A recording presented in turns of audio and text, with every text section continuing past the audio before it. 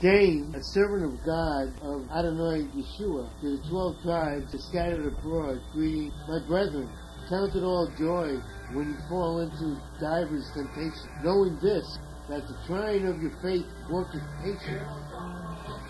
But let patience have her perfect work, that ye may be perfect and entire, wanting nothing. If any of you lack wisdom, let him ask of God, that giveth to all men liberally, and upbraideth not, and it shall be given him. But let him ask in faith, nothing wavering. For he that wavereth is like a wave of the sea, driven with the wind and tossed. For let not that man think that he shall receive anything of Adonai. A double-minded man is unstable in all his ways. Let the brother of low degree rejoice in that he is exalted, but the rich in that he is made low, because as the flower of the grass he shall pass away. For the sun is no sooner risen with a burning heat, but it withereth the grass, and the flower thereof falleth, and grace of the passion of its perish. So shall the rich man fade away in his ways. Blessed is the man that endureth temptation, for when he is tried, he shall receive the crown of life, which Adonai hath promised to them that love him. Let no man say when he is tempted, I am tempted of God, for God cannot be tempted with evil, neither tempteth he any man. But every man is tempted when he is drawn away from his own lust and enticed. Then, when lust hath conceived, it bringeth forth sin, and sin, when it is finished, bringeth forth death. Do not err, my beloved brethren.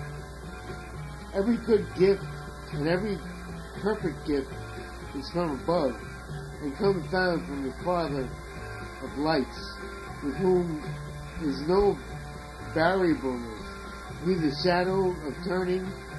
Of his own will begat he with the word of truth, that he should be kind of his first fruits of his creatures.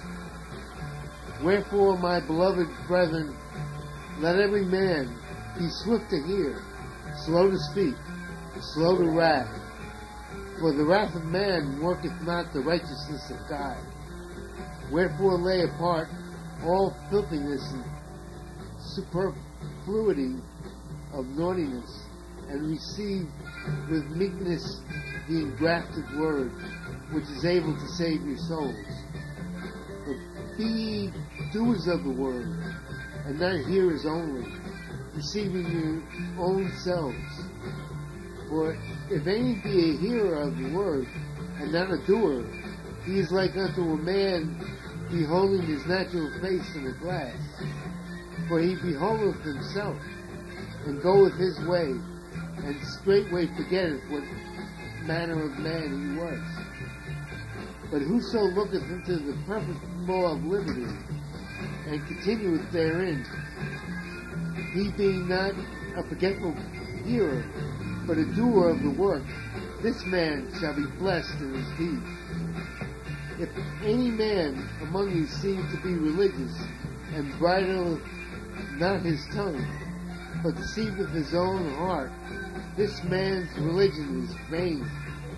Pure religion and undefiled before God and the Father is this, to visit the fatherless and widows in their affliction, and to keep himself unspotted from the world.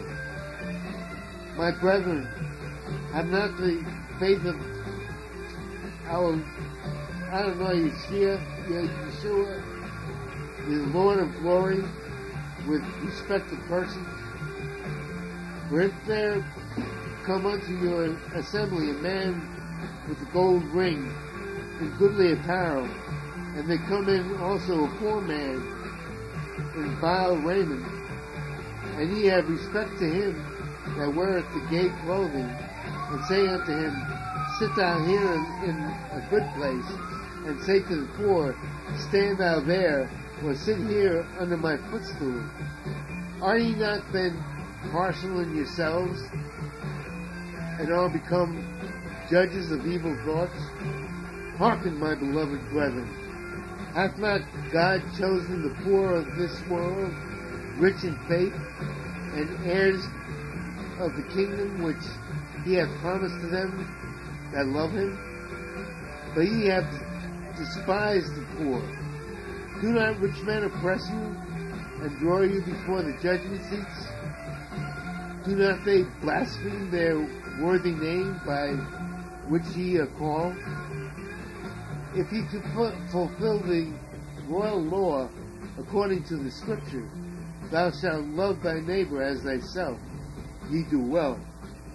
But if ye have respect to persons, ye commit sin, and are convinced of the law as transgressors. For whosoever shall keep the whole law, and yet offend in one point, he is guilty of all. For he that said, do not commit adultery, said also, do not kill. Now if thou commit no adultery, yet if thou kill, thou art become a transgressor of the law. So speak ye, and so do, as they shall be judged by the law of liberty. For he shall have judgment without mercy, and hath shewed no mercy. And mercy rejoices against judgment. What doth it profit, my brethren, though a man say he hath faith, and have not works? Can faith save him? If a brother or sister be naked, and destitute of daily food, and one of you say unto them, depart in peace, be ye warmed and filled, notwithstanding ye give them not those things which are needful to the body, but doth it profit. Even so, faith, if it hath not works, is dead, being alone. Yea, a man may say, thou hast faith, and I have works. Shew me thy faith without thy works, and I will shew thee my faith by my works. Thou believest that there is one God. Thou doest well. The devils also believe and tremble. But wilt thou know, O vain man, that faith without works is dead? Was not Abraham our father justified by works when he had offered Isaac his son upon the altar? Seest thou how faith wrought with his works, and by works was faith made perfect?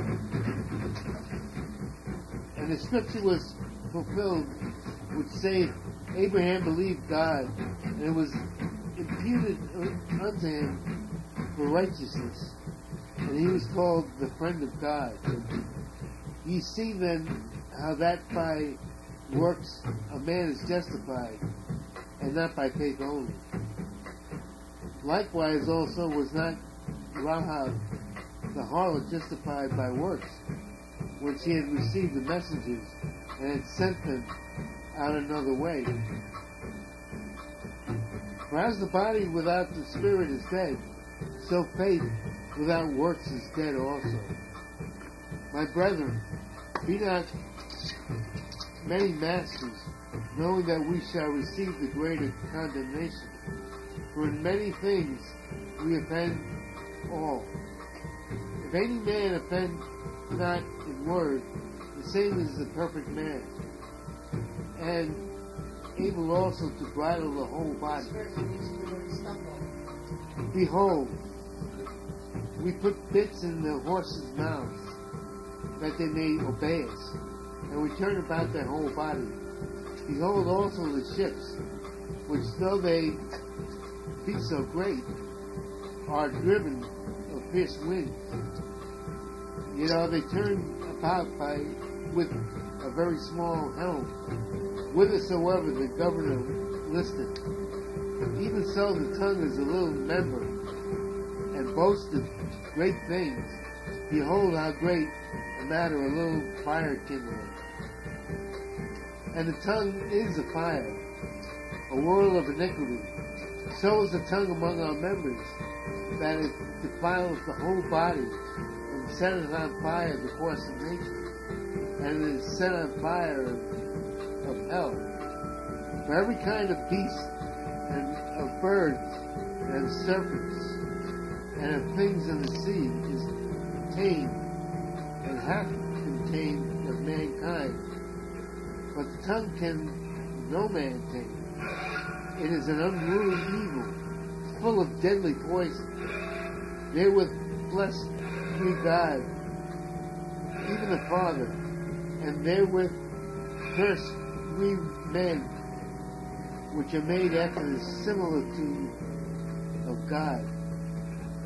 Out of the same mouth proceedeth blessing and cursing.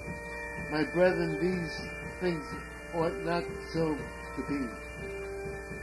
Doth the fountain send forth the same place sweet water and bitter? Can a fig tree, my brethren, bear olive berries?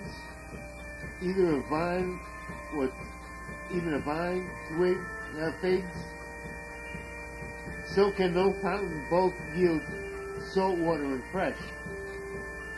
Who is a wise man and endued with knowledge among you? Let him shew out of good conversation his works with meekness of wisdom. But if ye have bitter envying and strife in your hearts, glory not, and lie not against the truth. This wisdom descendeth not from above, but is earthly, sensual, devilish. For where envying and strife is, there is confusion and every evil work. But the wisdom that is from above is first pure, then peaceable, gentle, and easy to be entreated, full of mercy and good fruits, without partiality and without hypocrisy. And the fruits of righteousness is sown in the peace of them that make peace. From whence come wars and fightings among you? Come they, not hence, even of your lust that war in your members. Ye lust and have not, ye kill and desire to have, and cannot obtain. Ye fight and war, yet ye have not, because ye ask not. Ye ask and receive not, because ye ask amiss, that ye may consume it upon your lusts. Ye adulterers and adulteresses, know ye not that the friendship of the world is enmity with God? Whosoever therefore will be a friend of the world is the enemy of God. Do you think that the Scripture saith in vain, the Spirit that dwelleth in us lusteth to envy? But he giveth more grace. Wherefore he saith, God resisteth the proud, and giveth grace unto the humble. Submit yourselves therefore to God. Resist the devil, and he will flee from you. Draw nigh to God, and he will draw nigh to you. Cleanse your hands, ye sinners, and purify your hearts, ye double-minded. Be afflicted and mourn, and weep. Let your laughter be turned to mourning, and your joy to heaviness. Humble yourselves in the sight of the Lord, and he shall lift you up. Speak not evil one of another, brethren. He that speaketh evil of his brother, and judgeth his brother, speaketh evil of the law, and judgeth the law. But if thou judge the law, thou art not a doer of the law, but a judge. There is one lawgiver, who is able to save and to destroy. Who art thou that judgest another. Or, go to now, you that say, today or tomorrow we will go in such city and continue there a year and buy and sell and get gain. Whereas you know not what shall be on tomorrow. For what is your life? It is a vapor that appeareth for a little time and then vanisheth away. For that ye ought to say, if the